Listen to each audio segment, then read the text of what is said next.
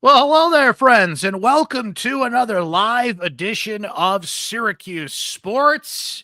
You got Brent Axe, you got Chris Carlson, syracuse.com. We like to hit the live button once in a while here on Thursday afternoons and just talk about the latest and greatest in Syracuse sports. And among the things we'll be talking about today, Chris, there was a great commercial, and I can confer with you on this because you're an old guy like me.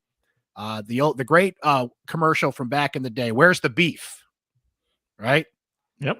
Well, I think Fran Brown found it in the offensive line in the transfer portal. So Syracuse has been very busy this week adding beef to its offensive line. Did it get better? Did Syracuse get better? Or are they just kind of swapping out names here? We will discuss that coming up.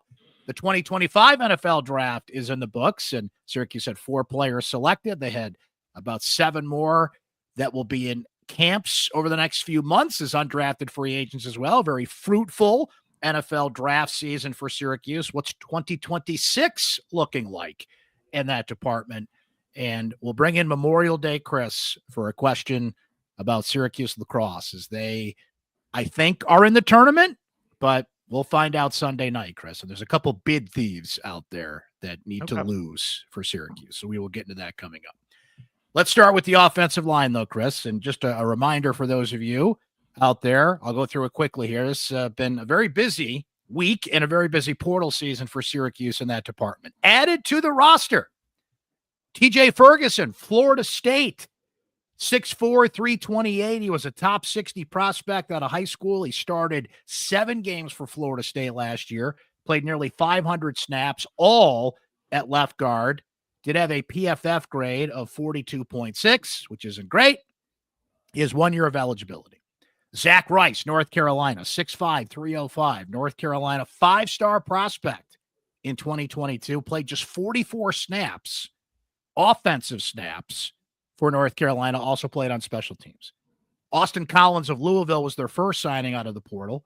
6'3", 295, had a PFF grade of 85.1 in pass blocking, and is likely a candidate to take over the center position for Syracuse.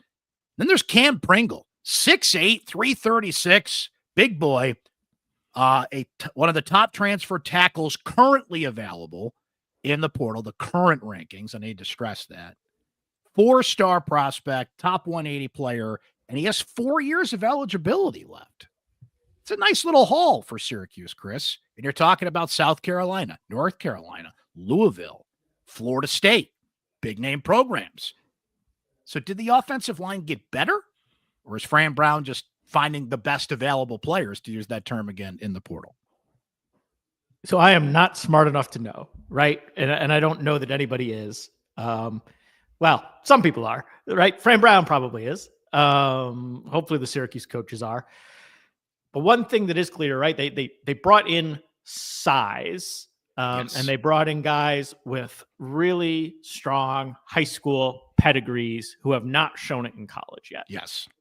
So, right, you're probably betting on a high ceiling, but an affordable player when you're sort of playing in that ballpark, right? Austin Collins is the one guy who's different. He's played a lot for Louisville, like one of the best pass blockers in the ACC. Last year, struggled more in the run game, but he is sort of the most proven to play at a high level guy. And the other 3 are coveted high school prospects who are sort of, I think, reclamation projects for the Syracuse staff, if I had to guess. That's what it feels like to me. Yeah, and we have to remind people that there's a reason you go in the portal. Now, I know things have changed, and some really talented players go in the portal. Trevor Payne being an example of this, because they can get paid more somewhere else. Not necessarily that they don't have a role. He would have had a primary role in the offense next year. But there still are, and I feel weird saying this because the portal's only been around in its current form for less than 5 years, but there's the traditional transfers out there, Chris, that for one reason or the other did not work at their current spots. And you said it. Zach Rice was a 5-star prospect. TJ Ferguson, highly rated guy. Now, Kam Pringle, there's a lot of upside there because he only spent 1 year at South Carolina. Yeah, so he's investing in the future. Yeah. He's the guy who I think is, like, right to me, most exciting because, like, yes. you are getting 4 years of development out of a 4-star or 5-star guy who, you know, he wasn't going to play at South Carolina next year, right? Like because linemen usually play when they're older. So with him, there's no real warts. It's just like he's really young. The other guy, you have to wonder, like, how come you haven't shown it yet? That's it. And maybe Fran's the right guy to bring it out of him. Maybe, but exactly. That's what I would be excited about if I was a Syracuse fan. Always invest in talent when you can. Why did Zach Rice only play 44 snaps in North Carolina? I don't know. I don't care in a way. What can you do for me?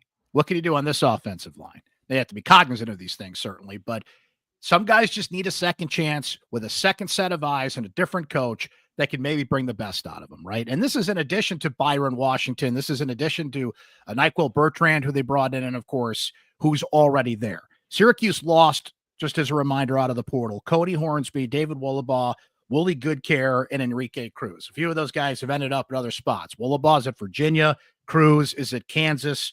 Hornsby ended up at Tulsa, if I'm not mistaken, right? Yep. You lose Savion Washington and Jacob Bradford, and I'm forgetting the third person, but 3 starters off your offensive line. John Ray Reed at center. Thank you. It feels like they got better. It feels like there's more depth. If in an offensive line, Chris, as we have seen on both sides of the ball in the trenches, they like to swap guys out. We know that Dale Williams is not really particular to what position you play. He puts the 5 best guys out there, and a couple of those names we mentioned feel like they can play multiple positions. Now, TJ Ferguson played all 487 snaps, for example, at left guard. So that's a guy, maybe if you're going to put him out there, you put him out at left guard. But let's focus on him for a second, Chris, because you are much more into the PFF weeds than I am. Pro Football Focus ratings, which they also rate college players. I'm not as tuned into this as maybe you are and Javon is and some other people, but I know 42.6 ain't great. So how much of that, though, is that just Florida State was a bad team last year? Yeah, that's definitely part of it, right? Yeah. That's what you're hoping. Like all of Florida State's players didn't have good rankings. All of their offensive line was bad. I believe, if I'm not mistaken, they switched over their offensive line coach because of the poor performance. So, right, was it and that team was just sort of dysfunctional from the start, coming off the year where they should have made the college football playoffs and Jordan Travis got hurt, and then the high expectations last year that just fell apart right from the start. So that seems like hey, like that's a situation that was bad for everybody. Maybe we can take this guy and maybe he's better than what that showed. That makes a lot of sense to me, taking that guy. And that's experience. You mentioned Collins, 18 games at Louisville. So you have 2 experienced players and you have 2 guys that either didn't gain experience at Carolina in Rice's case, or in Pringle's case, just needs time because he's got 4 years of eligibility. And he didn't play as a true freshman, which is like, he played 1 game against Akron as a freshman and a program that is, Beamer's doing a great job there. And, Lenore Sellers, remember him? Almost committed to Syracuse, could be a first-round draft pick next year, and South Carolina's making some noise. It's nothing against Pringle. He just wanted an opportunity to play. He is definitely the guy I'm most excited about, 6'8", 336. And, Chris, one thing I said at the beginning of the portal for both football and basketball, and honestly, this was more of a basketball discussion, but it applies to football. Get guys with multiple years of eligibility. Go out there and get guys that you're not plugging a hole for a year. You're investing in and could be with you for the next for the foreseeable future, whatever that is. And the way the portal is, guys go in and out of it if they don't see an opportunity. But at the very least, give yourself an upside with somebody. So next year, maybe this position is not such a priority for Syracuse because of the guys you brought in. Now, Ferguson's only got 1 year, and some of these other guys have less time on the clock. But Rice has time. Like Rice has time for sure. He has a multi-year guy too. Another sort of high pedigree guy that has at least multiple years here. So, and you're doing this, Chris, Collins in particular, with whoever starts at quarterback for Syracuse against Tennessee on August 30th is going to be a new starter. Right now, of course, you've got Steve Angeli, who has more game experience at Notre Dame than Ricky Collins does. But you're going to have a new quarterback with a reshuffled offensive line. Remember, this is the offensive line that Syracuse broke camp with in the spring game. Travion Mack going left to right. Travion Mack, Josh Miller, Mark Petrie, who, remember, center was basically an experiment during camp, Joe Cruz, and Demetrius Witherspoon, right? So what will the new offensive line look like is anybody's guess. And as a matter of fact, Nick does have a guess, one of our Syracuse Sports Insiders. He jumps in to say, here's his early guess, going left to right. Pringle gets in, Rice at left guard, Collins at center, Petrie back to right guard, and Big Spoon at right tackle. So a couple new guys, a couple old guys in the mix there. Again, with Dale Williams' philosophy of I want the 5 best guys out there, not you have to fit into a certain hole. Those certain players you want, like 6'8", 336 at left tackle in Pringle, Spoon at right tackle, and what he brings to the table in terms of size, 6'7", 330. Like some guys you can't teach size, and you want them at certain positions. I like a lot of that prediction. I think to me, Joe Cruz looked good in he did in spring, right? So the left guard is sort of the one position where I'm like, I don't know. I sort of like the guy that they have there, and he was the highest ranked PFF guy, offensive lineman coming back. Left tackle. I think we all, it was interesting to see Travion Mack there. He was a guy that none of us really expected. He didn't play a lot last year, so for him to be sort of in as the starting left tackle, it was a surprise. So, Kam Pringle, I think there's probably an opening there for him. And then the center spot, right?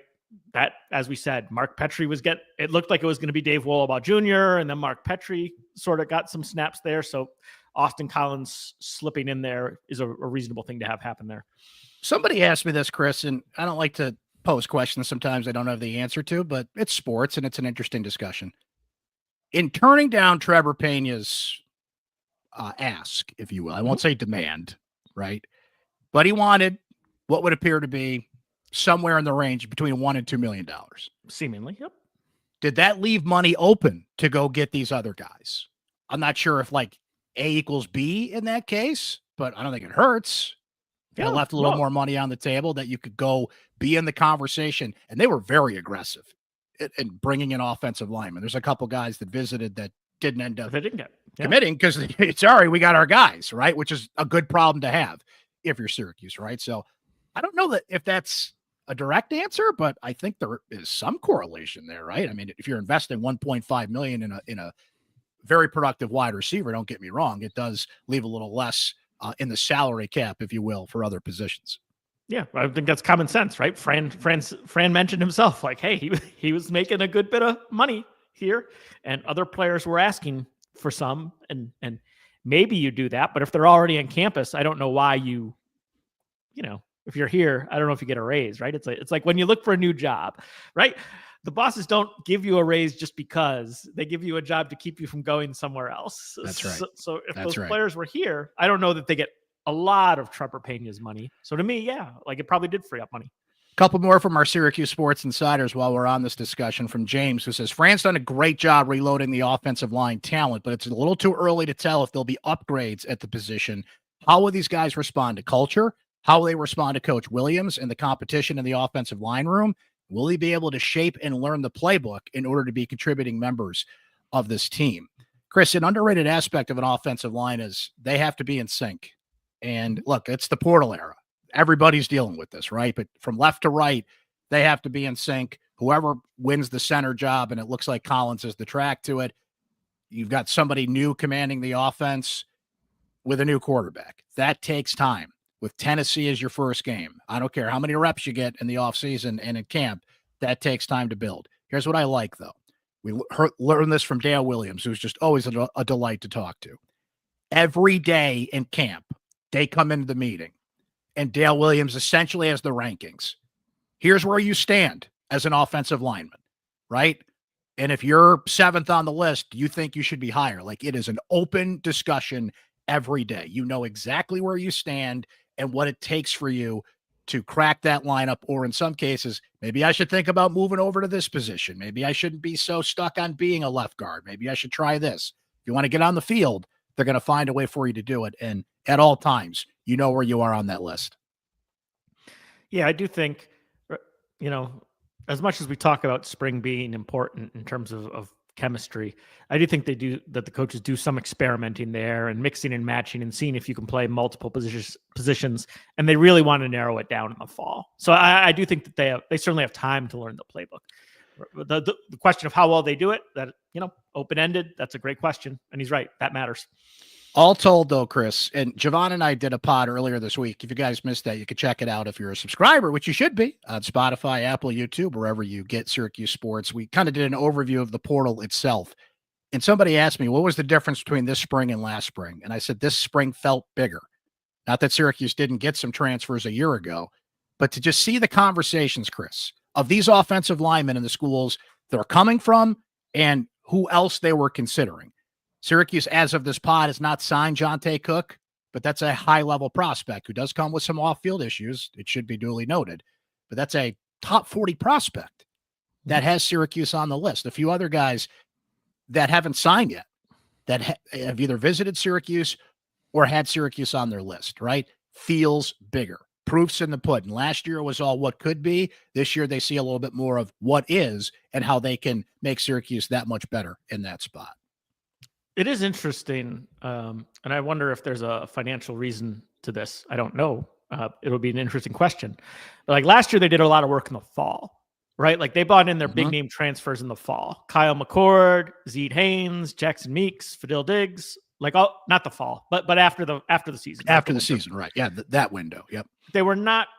I think Justice Ross Simmons came in the spring, and he was probably the biggest name that came in the spring. Maybe Savion Washington too. This year has been a much more active spring period. So, right, I wonder if part of that is like, hey, you get a lower price on guys. They realize that they're second in a position battle. They need to leave. Like, can you get that guy for a cheaper price than you would in the fall? That would be smart roster building. Or did they just take the opportunity to see where they needed help from the spring? And is that why they were more active in the spring? But it was it's interesting the difference there in terms of when they were particularly active in the transfer portal. Our guy Rockin' Ron texted in, hey, Brent, other than Woolabaugh, head coach Fran Brown most definitely upgraded the offensive line. They're bringing in a 5-star and 2 4-stars from the portal, and now just need Coach Williams to put his expertise into gear. And Frankie says, Fran's the man with the plan. I love how he wastes no time, identifies what the team needs, and goes out and gets those players. So there you go. So the portal window is closed, Chris. That doesn't mean they can't keep signing players. Remember, they just had to have their names in by Friday. And Jonte Cook's the big one now. People are keeping an eye on the wide receiver from both Texas and briefly Washington before going back in the portal. And I believe if you're a graduate, if you have your degree, you can also sort of go in at any point. So it's not like there can be no movement, but there's just going to be less because undergrads are sort of going to be where they are. The portal never sleeps, Chris, as we know all too well. Want to stay on football for a minute. We certainly spent a lot of time digesting the 4 Syracuse players that were drafted this year and then the undrafted free agents that came afterwards. So now we start looking to next year, Chris. So I want to turn to you. What are your early thoughts on who could be in the 2026 NFL draft discussion from Syracuse University? I wrote about this in my newsletter this week. Like, there's nobody that I feel great about being drafted. Right? PFF put together a list of their top 200 draft prospects for next year. Did not include a Syracuse guy. Trevor Pena was the only Syracuse representative, and he's not here. There are guys that if they make a leap, I could see drafted, right? Devin Grant seems to have the physical tools to me that if he has a good season, he could get drafted. Deuce Chestnut was very good in coverage. If he can improve his tackling, he's a guy that I could see getting drafted. Jonte Cook, not on the team yet, but certainly skilled enough that he could get drafted if he arrives there. But, it feels a lot different, right? Because I think their talent is younger. So you're not going to get this 10-player draft haul. And to me, that is it is another caution sign for next year, right? Syracuse won 10 games last year, and it came with 10 players who signed on NFL teams this year. I don't see that happening next year. So what does that mean for Syracuse? I don't either. And it is a reminder of how young this team is in key spots, even with the portal additions that they're bringing in, which could help boost a little bit of experience. The only name I have to add to your list, Chris, is Jack Stonehouse. And that's just because he has the lineage. Punters don't get drafted by and large, so they all have to pretty much do the undrafted free agent route. And his brother plays in the NFL, and I think he's had a couple brothers, if I'm not mistaken, that have played professionally. So he's going to get a look one way or the other. That's a good one. If he maintains his averages and does what a player of his position naturally progresses to. But it's not a ton. And again, it's not a criticism of Syracuse. They're just in this in-between year where they're just a lot younger in key. Deion Wilson, like again, physically, Tank? like he's gonna have to play a lot better, but like you look at him and he like sort of looks like he's right. He looks like he's supposed to look. That's a guy overlooked. I think he could, because you go to pro day this year and it was all the regulars, if you will, but then there's a few guys that look at Tom Callahan, long snapper, right? Getting a look. Yep. Max Maine getting a look with the Colts. Didn't see that coming, right? So Tank is another good name there. We might be forgetting one or two. You guys will certainly let us know the ones we're forgetting there, but they might be taking a break from the 3 straight days of maybe more day 2 and day 3, not day 1. But you saw a Syracuse name on the list a lot of best available players at certain positions. Kyle McCord was on the board for 3 days. OG was on the board for 3 days. LaQuinn Allen on the board for 3 days. Fidel Diggs, and even some of the names that didn't quite get picked but signed undrafted free agent contracts. But Chris, I think the best point you made was they went 10-3 last year. I would say I can't put a percentage on it, but that was the heart and soul of a 10-win team. Those players and what they did. And now you're flipping the script with a much tougher schedule. So just something to keep in mind here. Just a reminder of how hard it's going to be next year to do the thing over again. For sure. All right, Memorial Day, Chris. It's May 1st. Yeah, what happened is all Memorial Day Chris wants to know. Like, what happened? This was supposed to be a Final Four year. Like, what happened? Yeah, so I wish I had a good answer for you. I don't. Syracuse is on the brink of having a disappointing season. The only thing that could cure that label is if they make the tournament, which I think they're going to, and make a run to the Final Four, which I still think they're capable of. I might be one of the last people on that boat, but I still think this team can make a run to the Final Four because there are spots, Chris, where they look unstoppable. When they went on a 9-0 run against Notre Dame, in their last win, by the way, they've lost 3 in a row since, at the Dome on April 5th against Notre Dame. They're down 14-8 to North Carolina with 3 minutes to go in the Dome last week and almost pulled off the comeback. It was 14-13 with 30 seconds to go, and they had a face-off, but don't get me going on the officiating in that North Carolina game because it was abysmal. But they actually got the call right. Finn Thompson and Memorial Day Chris, like your eyes might bug out of your head. When I try to explain the goal mouth rule in lacrosse, I'll just say you can't be in a certain part of the crease with your stick, and Finn Thompson was, so they waved off that goal. I know that rule. Oh, very good. There you go. But here's the thing, right? And I'm going to sound like a coach. They're just not consistent enough. They have not put together a 4-quarter game all year. They start slow. They come out of certain quarters slow. They go in these lulls. And that's why they have lost 5 games. Now, Chris, all 5 of those losses are to top 10 RPI teams. Harvard, North Carolina, Duke, Cornell, Maryland. 2 of those teams, Cornell and Maryland, could easily win the national championship. And we're on the road. The 2 losses that kill you there are Carolina and Harvard. Not that the Duke loss was great, but it's the ACC thing's going to happen. You lost to Harvard at home. You lost to Carolina at home.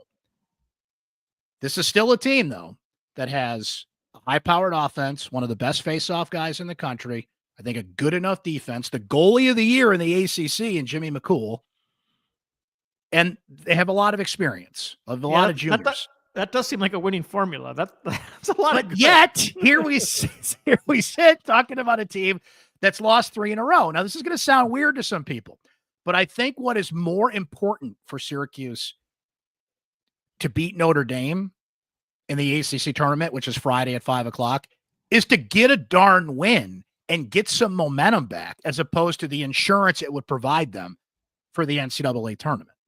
Because I could eat my words, and I will eat them with ketchup if I am wrong. I think they're in. They are definitely a bubble team. But see, here's the thing, Chris. There's not a lot of bid thieves out there this year. As a matter of fact, one of the potential bid thieves is about to lose. Ohio State is about to beat Rutgers in the Big Ten tournament. As a matter of fact, that just went final as we speak. Rutgers out. Bid thief. Look at that. Breaking news. Breaking news as we speak. Rutgers is off the list. The only other bid thieves that are out there are Yale, who is 5-7, and I'm just going to say it, not going to beat Cornell in the Ivy League tournament. And the interesting thing is, if you're a Syracuse fan, you're rooting hard for Army to win the Patriot League. Because if Army does not win the Patriot League tournament, that means there could be 2 bids out of the Patriot League. Because I need to remind people, the ACC does not have an automatic bid. Syracuse has to get in the tournament by an at-large bid. There are 8 at-large spots and now 9 teams that could claim it because Rutgers lost. And Rutgers lost. I'm right on that. So I think they're in, no matter what happens in the ACC tournament this weekend. But yeah, all told, Chris, you make a fair point. They were the number 2 preseason team in the country. They are better than 9-5, but that's what the tournament's for. They still can make a run in this tournament. I still believe that. You know, I'm going to channel my Jim Boeheim here, but and it fits very nicely with Memorial Day, Chris. If they make a run in the tournament, the rest of the season doesn't matter because Memorial Day, Chris didn't see it. So right. all he knows is if he went deep in the tournament. Jim Boeheim and I did not agree on a lot of things. Jim Boeheim and I always agreed on that. All that matters is what you do in the darn tournament. Make the tournament, and then what you do in the tournament. And I believe that Syracuse will do that. Now, if they flame out in round 1, by the way, they're probably going to play Ohio State in that first round, and that is not an easy game, though it should be in Long Island, which will give Syracuse somewhat of a home field advantage. But should Memorial Day, Chris, block out Memorial Day for Syracuse at this point? I don't know. I don't feel confident in saying that. Well, he'll be ready to flip. He'll be ready to flip on the TV if needed. But I guess we won't. Well, we won't cancel all the plans. Just in case. Don't put your Memorial Day on hold. But it wouldn't be a bad idea wherever you are, what you're doing, and all the technology we have today. Of course, you could just watch it on your phone. But yeah, it's possible. I'll be ready to stream it from whatever barbecue I'm at, rather than planning to host and watch lacrosse. Here's the thing, though. If they don't make the Final Four, this will be the first year that Gary Gait has not shown some progression as a coach, right? Because they lost in the second round last year to Denver. So it was all Final Four all the time to stay on that progression level. And I'll just say this. I have heard from some lacrosse fans out there. I get some of your frustrations with how Gary Gait coaches this team, but this is not a situation where you fire the coach if they don't make the Final Four, especially with all the seniors you're going to have next year. We are not there yet. We are far from there yet, and I appreciate the high level of expectation that some lacrosse fans have out there, but we are not there yet, even if they lose in the first round. If they don't get in the tournament, which I don't see happening, but if for some reason they don't, you still don't do it. Although those scenarios undoubtedly put more pressure on Gary Gait next year. That's a fair thing to say. That's a fair thing to say. All right. Memorial Day, Chris abides by whatever you say on lacrosse. All right, there you go. Well, Memorial Day, Chris, I know is going to be watching some lacrosse this afternoon. What a story with Moyne, by the way. We should give them a shout out. Moyne could win their league in just their second year in Division I, and because of the archaic rules in place in the NCAA, they won't get to go to the NCAA tournament because they have a 4-year probation period when you transition up to D1, even though Moyne might go out there, win their league, and prove they belong to be in the NCAA tournament. But that's good news for Syracuse, Chris, because that would be another bid out there to take away from Syracuse. So good news on that front. Yeah, pretty cool for Lemoyne. You know, they already won their first NEC title with the regular season title. It's the first since they moved up to Division I 2 years ago.